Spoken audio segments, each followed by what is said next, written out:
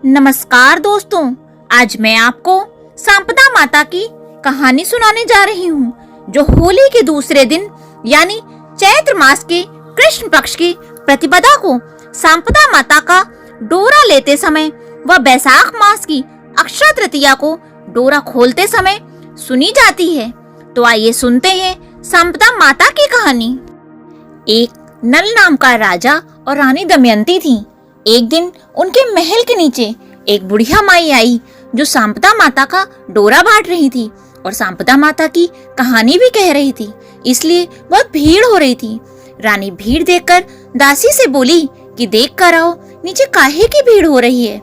दासी देखकर बोली कि एक बुढ़िया माई 16 दाना नया जौ का हाथ में लेकर सांपदा की कहानी सुना रही है और कच्चा सूत का 16 तार का 16 गांठ का हल्दी में रगड़कर डोरा बांट रही है, जिसको गले में बांधा जाता है, जिससे बहुत धन संपदा होती है। यह सुनकर रानी ने भी डोरा मंगाकर कहानी सुनकर हार में बांध लिया। जब राजा बाहर से आया तो गले में डोरा देखकर पूछा कि ये क्या बांध रखा है। रानी बोली, ये संपदा माता का डोरा है, इससे बहुत धन संपदा होती है। राजा ने कहा कि रानी, अपने पास तो बहुत सारी धन संपदा है, ऐसे हीरे मोती के गहने में ये डोरा अच्छा नहीं लगता, सो इसे खोलकर फेंक दो। रानी बोली, मैं तो डोरा नहीं फेंकूंगी। राजा नहीं माना और डोरे को तोड़कर फेंक दिया। उस दिन राजा के सपने में सांपदा माता दिखी और बोली कि मैं तुम्हें छोड़कर जा रही हूँ। अब तुम्हारे घर आपदा आएगी, तुम्हारा धन कोयला हो जाएगा, ऊख की दातन की जगह लकड़ी की दातन आएगी, सोना की झारी मिट्टी की हो जाएगी और जीमने का थाल बंद हो जाएगा। दूसरे दिन राजा उठा तो देखा सारा धन का कोयला हो गया और सब कुछ वैसा ही हो गया जैसा सपने में सांपदा माता ने कहा था। राजा ने रानी से कहा कि तुम अपने पीहर चली जाओ। रानी पीहर चली गई। वहां पर सब लोग बहुत बातचीत करी, लेकिन खाने के लिए किसी ने नहीं पूछा। रानी ने वापस आकर राजा को सारी बात बताई। तब राजा बोला कि रानी, अब हम लोग दूसरे गांव चलेंगे। यहाँ पर एक ब्राह्मण की लड़की को छोड़ देंगे, जो दिया जला देगी, पानी भर देगी, झाड़ू कर देगी और महल का ध्यान रखेगी। राजा रानी महल से चलने लगे तो महल का दरवाजा टेढ़ा हो गया। आगे जाकर तालाब पर पहुँचे तो राजा ने रानी को 2 तीतर ला कर दिए और बोला कि मैं नहा कर आता हूँ, तुम इन्हें भून कर रखना। राजा रानी खाने बैठे तो भुने हुए तीतर भी उड़ गए। राजा रानी आगे जाकर अपने भाई खाती के यहाँ गए। सब कोई बोला, खाती, तेरा भाई आया है। खाती ने पूछा, कैसे भेष से आया है? तब सब लोग बोले कि मैला भेष से आया है। खाती बोला कि उनको पुराने घर में ठहरा दो। राजा रानी पुराने घर में गए। वहाँ पर सोने का बरछी बछेला पड़ा था, जिसको जमीन खा गई।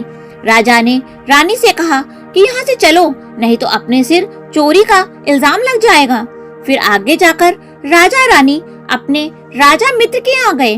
सबने राजा से कहा कि राजा, तेरा मित्र आया है। राजा ने पूछा, कैसे भेष से आया है? सबने कहा कि मैला भेष से आया है। तब राजा बोला कि मेरे पुराने महल में ठहरा दो। पुराने महल की खूंटी पर 1.25 करोड़ का हार टंगा हुआ था, जिसको राजा रानी के जाते ही दीवार निकल गई। तब राजा ने रानी से कहा कि रानी, यहाँ से भी चलो, नहीं तो हार की चोरी सिर लग जाएगी।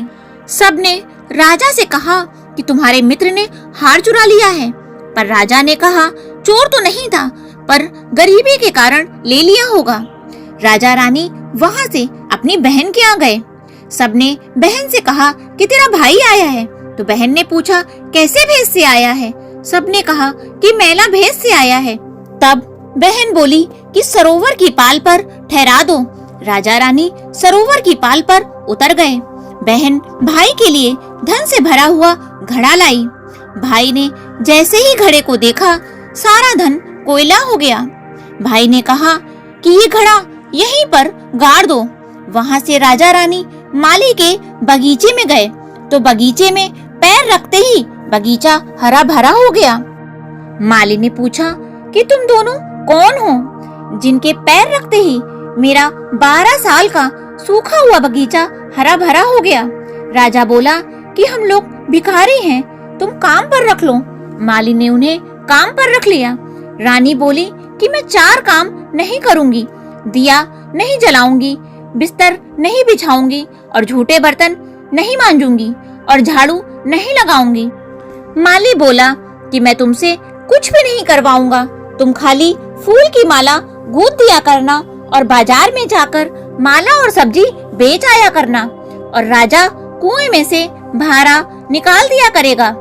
रानी जब सब्जी बेचने बाजार गई तो औरतों से बोली कि सब्जी ले लो।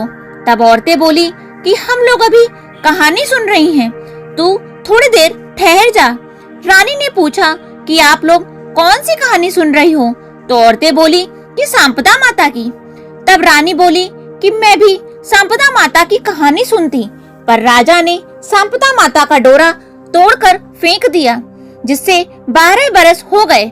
सांपदा माता मुझ पर नाराज हो गईं, लेकिन अब भी अगर वो राजी हो जाएं तो मैं डोरा ले लूं।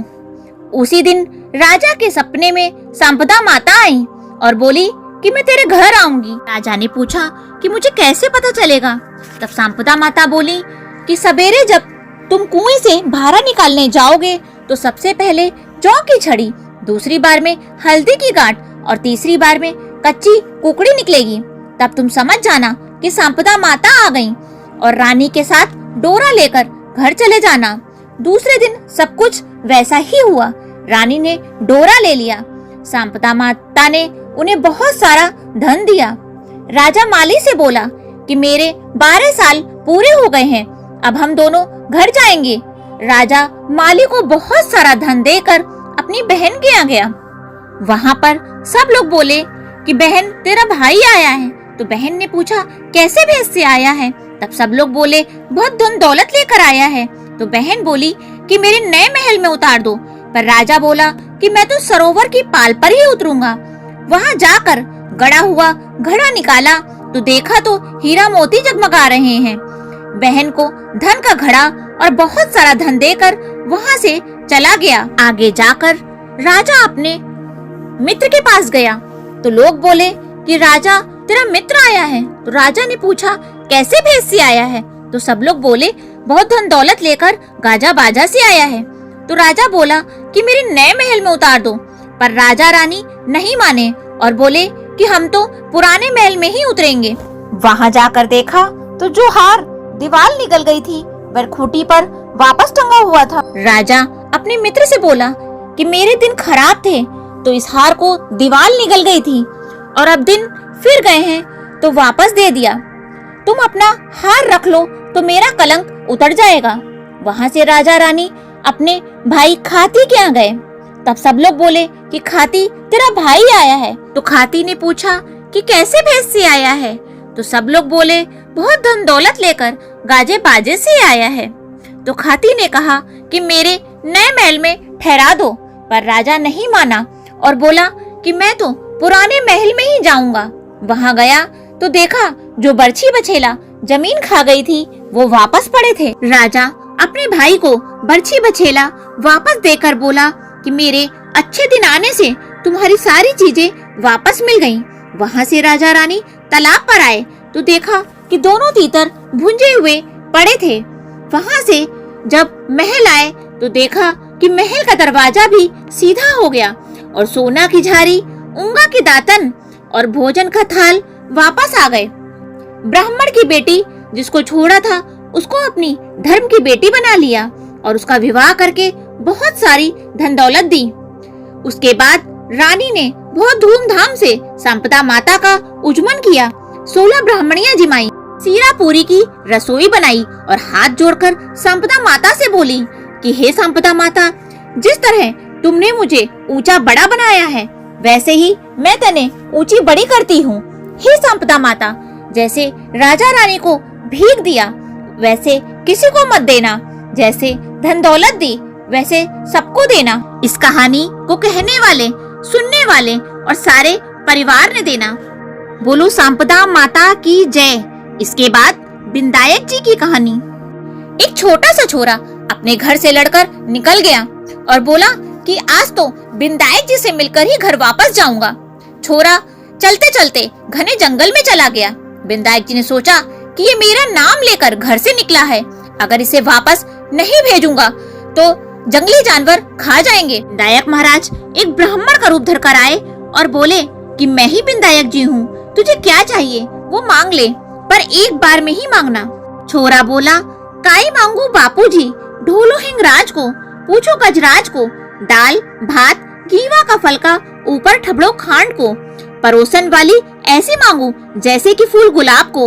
विधायक जी बोला कि छोरा तुमने तो मुझे ठग लिया, सब कुछ मांग लिया, पर सब कुछ ऐसा ही हो जाएगा।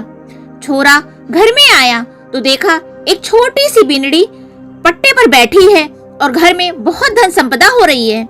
छोरे ने अपनी माँ से कहा कि देखो माँ, विधायक जी से कितना सारा धन मांग कर लाया हूँ। माँ खूब राजी हो गई। हे विधायक जी महाराज, जैसा उस छोरे को दिया वैसा सबने देना। इस कहानी को कहने वाले, सुनने वाले और सारे परिवार ने देना। बोलो विधायक महाराज की जय।